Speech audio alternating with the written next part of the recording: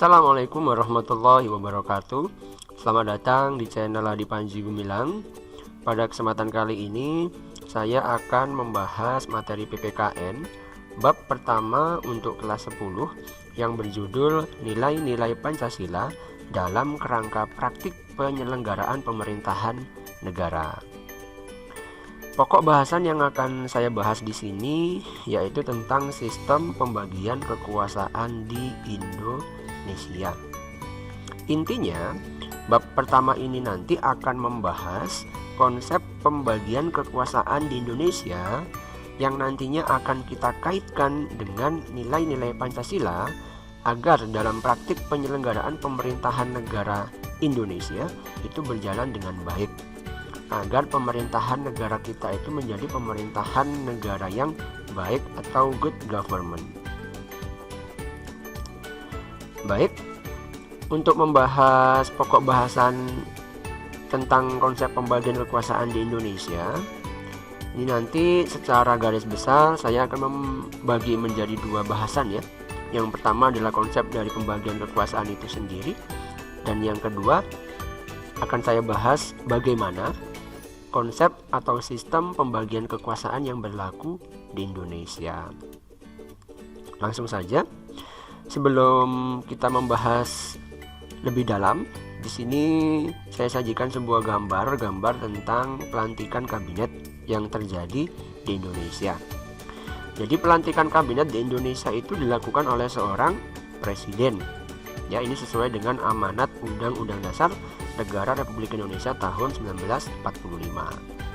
Pelantikan kabinet oleh presiden itu merupakan bentuk implementasi atau penerapan dari nilai-nilai Pancasila dalam penyelenggaraan pemerintahan negara.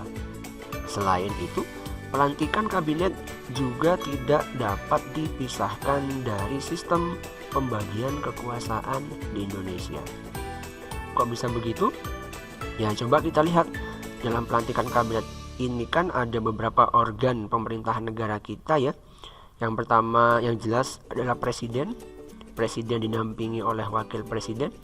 Presiden melantik menteri. Setidaknya ada 3 organ pemerintahan negara kita yang ada dalam pelantikan kabinet.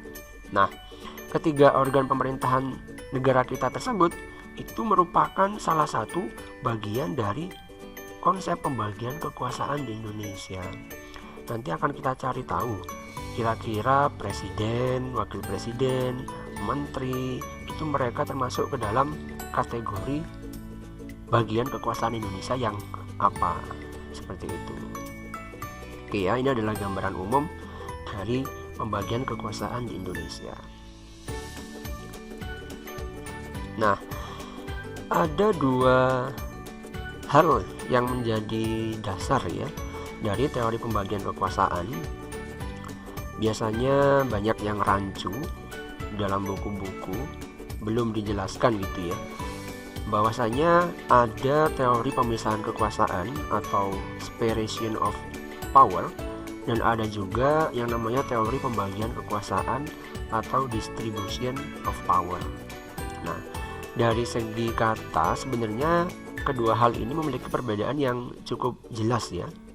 Kalau pemisahan itu berarti bagiannya dipisahkan, benar-benar dipisah. Tapi kalau pembagian itu dilepaskan gitu ya, diberi bagian, kemudian pembagian antar bagiannya itu antar satu dengan yang lainnya masih memiliki hubungan sehingga tidak terpisahkan. Kalau pemisahan itu terpisahkan, kalau pembagian itu tidak terpisahkan, masih utuh, cuma dibagi tugas-tugasnya itu berbeda-beda. Nah, ini dasar awal ya yang harus kalian ketahui, bahwasanya ada 2 bahasa untuk membahas konsep pembagian kekuasaan. Yang pertama adalah pemisahan, dan kedua pembagian kekuasaan. Semoga kalian bisa membedakan pemisahan dan pembagian dari awal, agar ke belakang nanti itu bisa lebih jelas berkaitan dengan materi pembagian kekuasaan. Nah, jadi awalnya itu konsep pembagian kekuasaan berasal dari istilah pemisahan kekuasaan atau separation of power begitu ya. Nah, pemisahan kekuasaan itu berasal dari kekuasaan yang absolut. Sesuai namanya ya, absolut, berarti mutlak, tidak bisa diganggu gugat. Pemimpinnya satu ya cuma satu, maunya pemimpin A ya harus A, pengennya pemimpin B ya B, pokoknya harus dituruti, tidak dibagi-bagi dengan yang lain. Nah, dari sini, dari pemerintahan kekuasaan yang absolut, kan besar kemungkinan itu akan memunculkan penyalahgunaan kekuasaan atau penyelewengan kewenangan, atau bahkan agar keinginan dari pemimpinnya itu bisa terwujud, bisa saja dia melakukan dengan segala cara atau menghalalkan segala cara. Bisa muncul pelanggaran hak asasi manusia, sampai pada akhirnya memunculkan konsep pemisahan kekuasaan, karena dirasa kekuasaan yang absolut itu kurang ideal atau tidak ideal bahkan. Sehingga nanti seiring perkembangan waktu akan ada tokoh-tokoh yang cukup terkenal ya. Ada John Locke, ada Montesquieu, ada Arthur Mas, dan ada beberapa yang lainnya sebenarnya. Tapi yang akan saya bahas di sini nanti hanya ada John Locke, ada Montesquieu, dan ada Arthur Mas. Nah, pertama yang akan saya bahas adalah teori pemisahan kekuasaan dari Bapak John Locke ya. Jadi Bapak John Locke ini berasal dari Inggris. Dia memisah atau memilah-milah kekuasaan itu menjadi 3 bagian. Yang pertama ada kekuasaan legislatif, yang kedua ada kekuasaan eksekutif, dan yang ketiga ada kekuasaan federatif. Legislatif itu membuat peraturan perundang-undangan. Orangnya namanya legislator gitu ya. Orang yang membuat peraturan perundang-undangan namanya legislator. Eksekutif, eksekusi, melakukan, melaksanakan. Kalau legislatif membuat, eksekutif itu melaksanakan peraturan perundang-undangan yang sudah dibuat. Sudah dibuat oleh siapa? Oleh lembaga legislatif. Yang melaksanakan namanya eksekutor. Yang ketiga, Bapak John Locke memisah kekuasaan yang ketiga dengan sebutan lembaga federatif. Federatif ini fungsinya melakukan hubungan luar negeri. Kenapa kok Bapak John Locke ini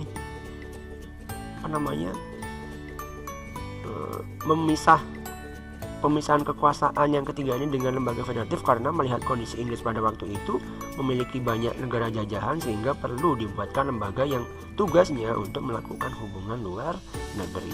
Ini ya, diingat-ingat bahwa teorinya Bapak John Locke itu ada 3, legislatif, eksekutif, dan federatif. Yang kedua, teori pemisahan dari Bapak Montesquieu. Tulisannya agak susah dibaca ya, Montesquieu. Insya Allah pembacanya itu Montesquieu. Dia dari Prancis. Mungkin anak-anak yang berasal yang mengikuti ekskul bahasa Prancis bisa lebih benar ya mengucapkan nama Bapak Montesquieu ini. Nah, teori pemisahan dari Pak Montesquieu itu diadopsi dari teori pemisahan kekuasaannya John Locke ya sebelumnya. Sebelumnya itu ada legislatif, eksekutif, dan federatif. Nah, di teorinya Bapak Montesquieu ini menjadi legislatif, eksekutif, yudikatif. Kira-kira yang berubah apa? Yang berubah adalah lembaga federatif berubah menjadi lembaga yudikatif. Nah, kalau yudikatif itu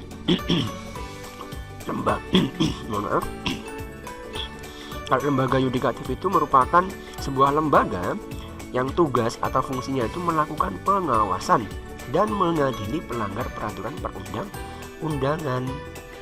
Nah, kenapa kok Bapak Montesquieu merubah kekuasaan federatif menjadi yudikatif? Setelah ini akan kita ketahui perbedaannya. Nah, teori pemisahan kekuasaan milik Montesquieu inilah yang oleh filsuf teologi ya keagamaan bernama Immanuel Kant itu dinamakan dengan teori trias politika. Sudah familiar ya kalian dengan teori trias politika? Jadi teori trias politika itu merupakan sebutan untuk teori pemisahan kekuasaan milik Bapak Montesquieu. Nah, ini ya komparasinya, perbandingan pemisahan kekuasaan milik Pak John Locke dan Pak Montesquieu. Yang kuning itu miliknya Montesquieu, yang hijau miliknya Bapak John Locke. Nah, kenapa kok federatifnya John Locke diganti sama Montesquieu? Menurut Montesquieu, lembaga federatif miliknya John Locke itu termasuk tugas dari lembaga eksekutif. Jadi melakukan hubungan luar negeri itu sebenarnya merupakan tugas eksekutif, bukan tugas yang berdiri sendiri. Akhirnya untuk mengisi kekosongan lembaga federatif yang dimasukkan oleh Montesquieu kepada lembaga eksekutif, dikasihlah lembaga yudikatif biar greget ya, biar pelaksanaan peraturan perundang-undangannya itu tidak melebar kemana-mana, tidak melanggar aturan. Makanya perlu diawasi, perlu dibuat sebuah lembaga yang mengawasi plus mengadili. Itu ya. Jadi saya ulangi lagi bahwa kekuasaan federatif menurut Montesquieu itu termasuk ke dalam kekuasaan eksekutif, yaitu melakukan hubungan luar negeri. Sehingga kekuasaan federatif yang sudah dijadikan satu kekuasaan eksekutif diganti dengan kekuasaan yang baru bernama kekuasaan yudikatif. Nah, ini adalah teori yang ketiga dari Bapak Arthur Mas. Jadi pembagian kekuasaan ya, ini istilahnya sudah pembagian kekuasaan. Teori-teori pemisahan kekuasaan milik John Locke, milik Montesquieu itu ternyata banyak mendapatkan kritikan ya dari kritikus karena dianggap tidak sesuai dengan kondisi Inggris, khususnya pada waktu itu. Inggris negara kerajaan, kemudian jajahannya banyak, tidak cocok menerapkan teori pemisahan kekuasaan. Selang beberapa tahun kemudian muncul Bapak Arthur Mas ya. Bapak Arthur Mas ini membagi kekuasaan menjadi dua tipe atau dua jenis. Yang pertama secara horizontal, yang kedua secara vertikal. Kalau horizontal itu kiri ke kanan atau kanan ke kiri. Kalau vertikal itu dari bawah ke atas atau dari atas ke bawah. Nah, tetap untuk pembagian kekuasaan secara horizontal, dia mengadopsi miliknya Montesquieu, ada legislatif, eksekutif, dan yudikatif ya. Ini berdasarkan fungsinya. Pembagian kekuasaan horizontal itu pembagian yang didasarkan kepada fungsi-fungsi masing-masing lembaga negara. Sedangkan yang secara vertikal itu dari tingkatan. Ada yang lebih tinggi, ada yang lebih rendah. Kalau kita melihat Indonesia, yang lebih tinggi adalah pemerintahan pusat, bawahnya ada pemerintahan daerah. Seperti itu. Nah, ini sedikit alur ya, sedikit timeline dari teori pemisahan kekuasaan maupun pembagian kekuasaan. Seperti yang saya sampaikan tadi, awalnya adalah teori pemisahan kekuasaan atau separation of power. Ada teori pembagian kekuasaan, distribution of power. Kemudian muncul Montesquieu, muncul John Locke, teorinya mendapatkan kritikan. Muncul istilah pembagian kekuasaan dari Arthur Mas. Arthur Mas membagi kekuasaan menjadi dua jenis, ada vertikal dan horizontal. Seperti ini. Nah, bagaimana dengan Indonesia? Nah, sekarang ini kita sudah masuk ke pembahasan yang kedua ya. Tadi pembahasan yang pertama kita sudah membahas tentang konsep pembagian kekuasaan secara umum. Yang kedua kita membahas secara khusus bagaimana dengan Indonesia. Ini saya mengutip ya. Yang pertama dari Bapak Jimli Asidiki.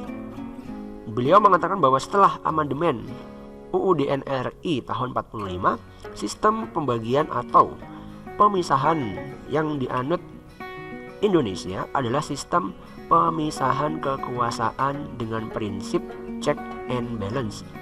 Check itu adalah mengawasi ya, memeriksa. Balance itu keseimbangan.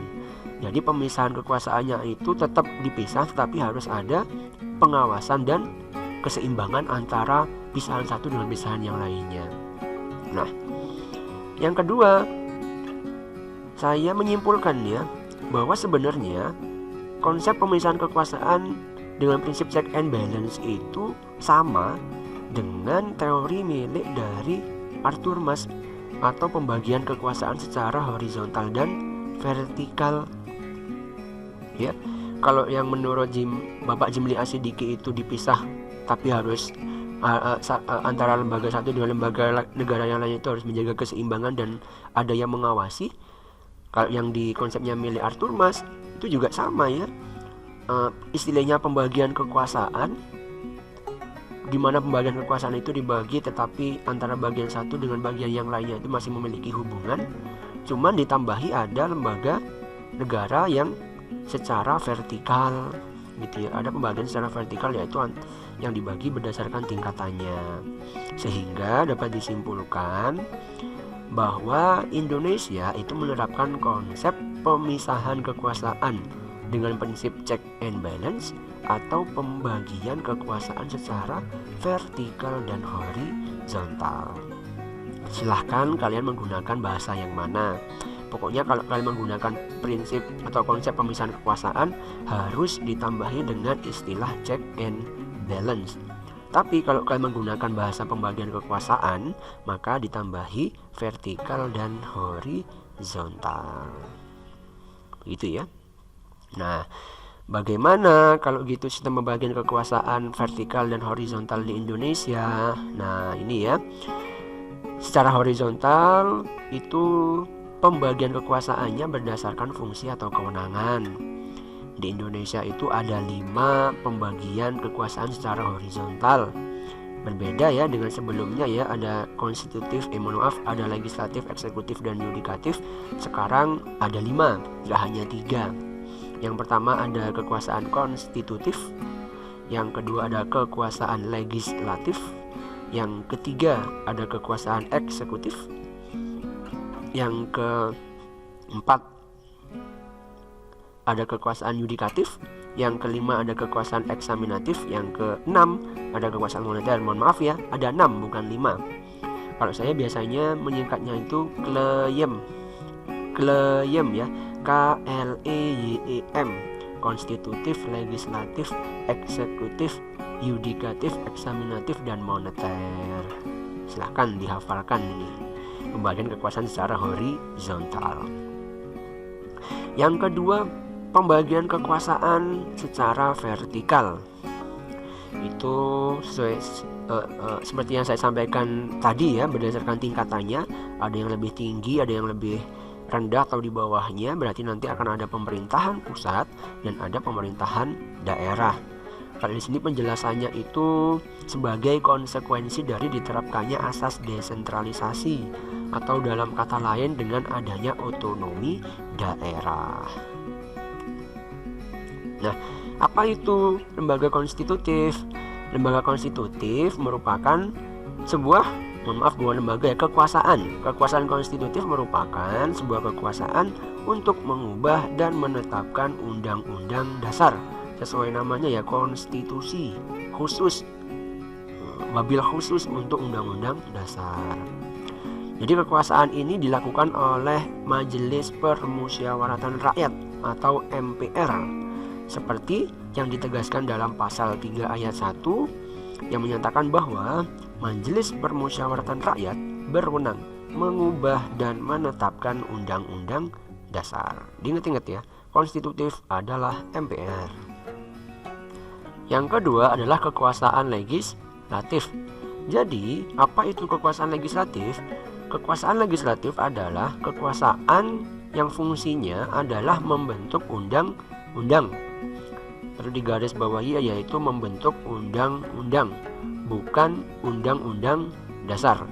Kalau undang-undang dasar itu merupakan kewenangan dari Majelis Permusyawaratan Rakyat, yaitu mengubah dan menetapkan undang-undang dasar.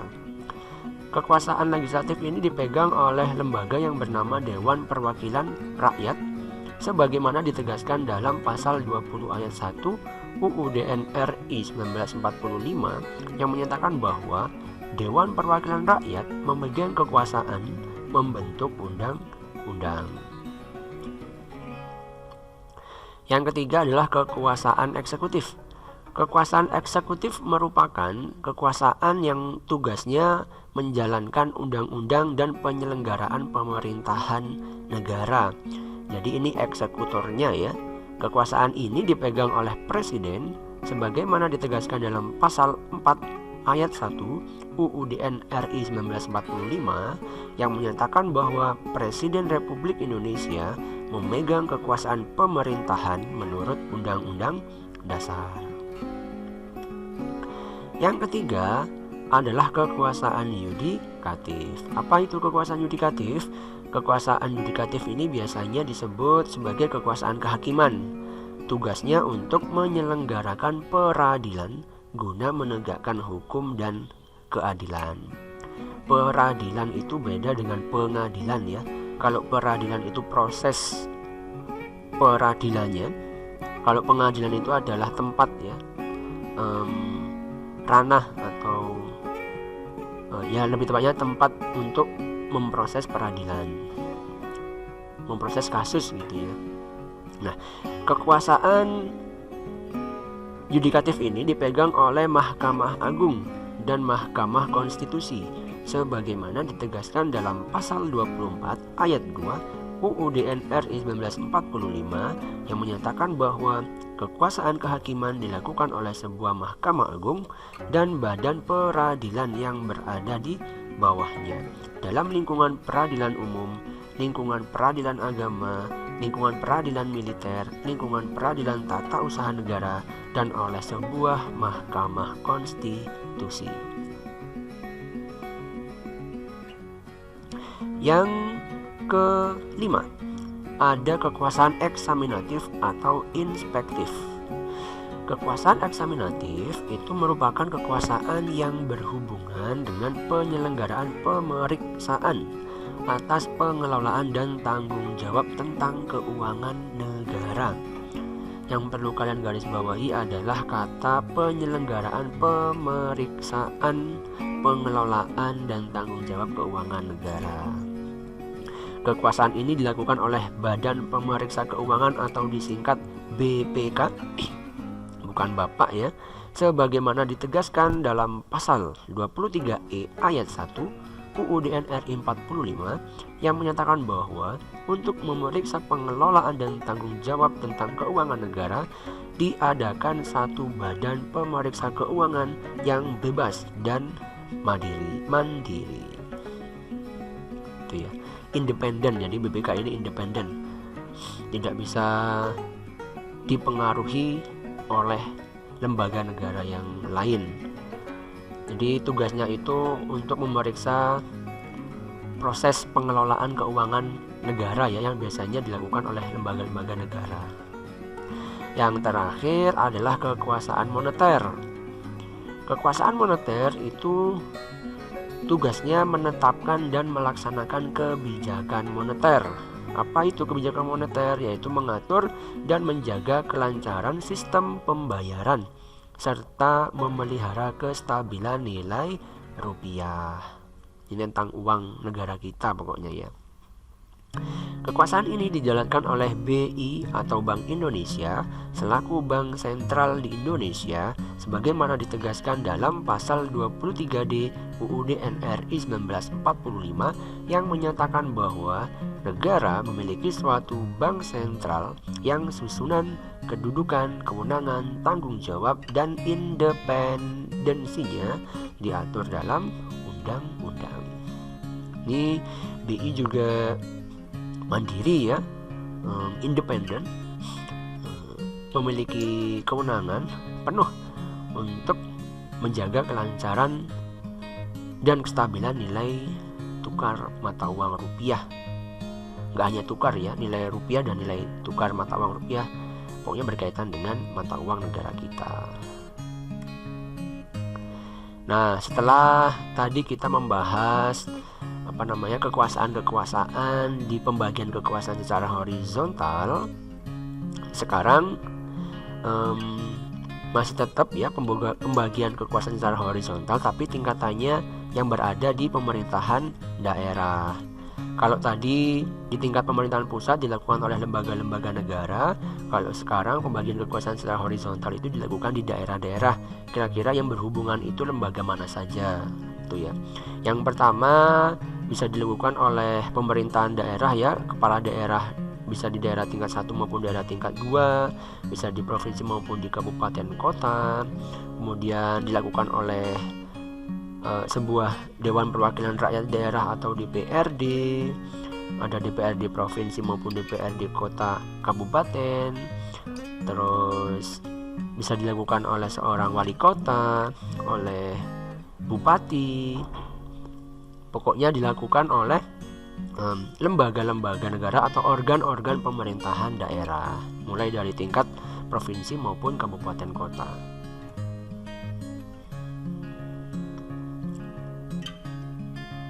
Nah, sekarang pembagian kekuasaan secara vertikal yang berdasarkan tingkatan. Pembagian kekuasaan secara vertikal ini merupakan pembagian kekuasaan menurut tingkatannya, yaitu pembagian kekuasaan antara beberapa tingkatan pemerintahan. Itu ya kata kuncinya ya, beberapa tingkatan pemerintahan. Ada pemerintahan pusat, ada pemerintahan daerah. Sesuai dengan pasal 18 ayat 1 UUD NRI 1945 yang menyatakan bahwa Negara Kesatuan Republik Indonesia itu dibagi atas daerah-daerah provinsi, dan daerah provinsi itu dibagi atas kabupaten dan kota, yang tiap-tiap provinsi, kabupaten, dan kota itu mempunyai pemerintahan daerah yang diatur dengan undang-undang. Ini adalah dasar hukum dari penerapan otonomi daerah. Berdasarkan ketentuan tersebut, pembagian kekuasaan secara vertikal di Indonesia berlangsung antara pemerintahan pusat dan pemerintahan daerah, yaitu pemerintahan provinsi dan pemerintahan kabupaten atau kota. Oke ya, itu tadi adalah penjelasan mengenai pembagian kekuasaan secara horizontal dan secara vertikal. Nah, sekarang ada struktur lembaga negara Indonesia sebelum dan sesudah amandemen. Nanti akan terlihat perbedaannya seperti apa. Sebelum Undang-Undang Dasar kita diamandemen, MPR itu merupakan sebuah lembaga negara yang kedudukannya paling tinggi. Di bawahnya ada DPR, Presiden, BPK, DPA atau Dewan Pertimbangan Agung, plus ada MA dan lembaga negara yang lainnya. Nah, setelah diamandemen, kedudukan lembaga-lembaga negara di Indonesia itu sejajar. MPR bukan lagi menjadi lembaga negara yang tertinggi, tapi sejajar dengan lembaga-lembaga negara yang lainnya.